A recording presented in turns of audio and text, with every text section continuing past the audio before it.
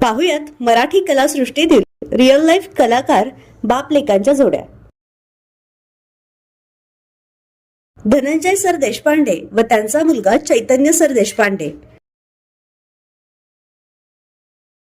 महेश कोठारे व त्यांचा मुलगा आदिनाथ कोठारे,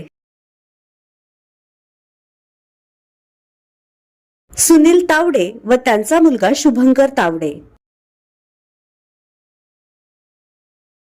सुभाष जाधव व त्यांची मुले मंदार व मेघन, आदेश बांदेकर व त्यांचा मुलगा सुहम बांदेकर,